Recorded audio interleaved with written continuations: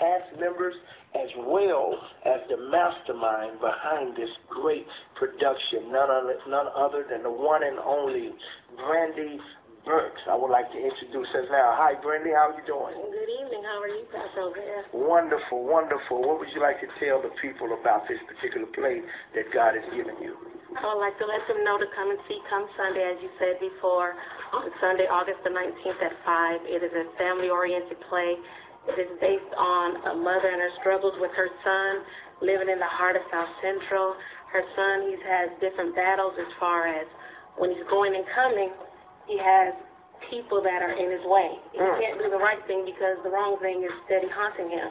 Wow. And so he has to make some serious decisions. Wow. Wow. Well, we understand that all should be able to relate to that. All of us that have children, and even if you don't have children, you were once one of those kids that had to maneuver through the challenges. Also, we're fortunate enough on tonight to have with us some of the cast members.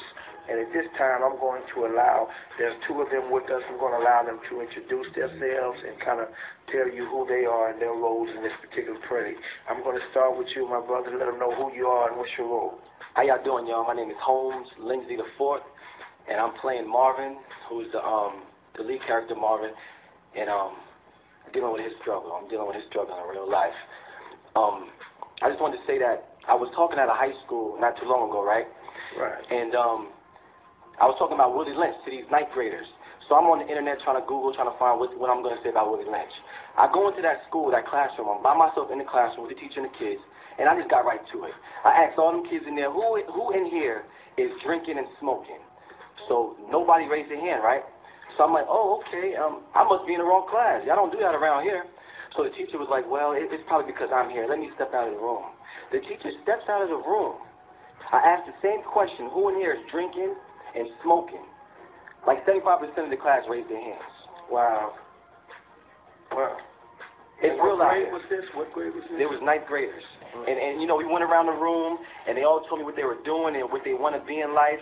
And it was just, I mean, I guess they're not learning that in school, you know. And hopefully I was there to try to help uplift them a little bit. But then I'm realizing that sometimes when kids are influenced positively and they can be thinking the right way for a day or two, they end up going back to their old habits a couple of days later. Like for me, for instance, I was on the internet and I was looking at, I was on YouTube and I was watching some HIV testimonials of people with HIV, right? So this one girl was on and she was beautiful. She had HIV. She was beautiful, and she was like, the next time that you have sex, think of me, right? So I went to a party that same night, and you know, you go to the party, you see all these girls, everybody looking good. I could not enjoy myself because I was thinking, you know, I was just thinking about the HIV, right? A week later, I forgot all about that. So I'm saying that to say, with these kids in this youth, you know, we give them something positive. We need to keep feeding them daily so they don't end up forgetting the positive message, you know. Wow, so that's something that I know is being addressed through this play. That is opening eyes, and those issues are being addressed and allowing them. Sometimes I guess it's hard for you to see yourself when you're in the middle of the storm, but it's easier when you're on the outside looking in. But wow, we have another great cast member with us as well.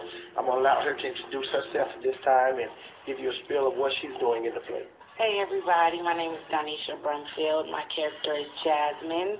I'm a church-going sister who runs into Marvin Jr.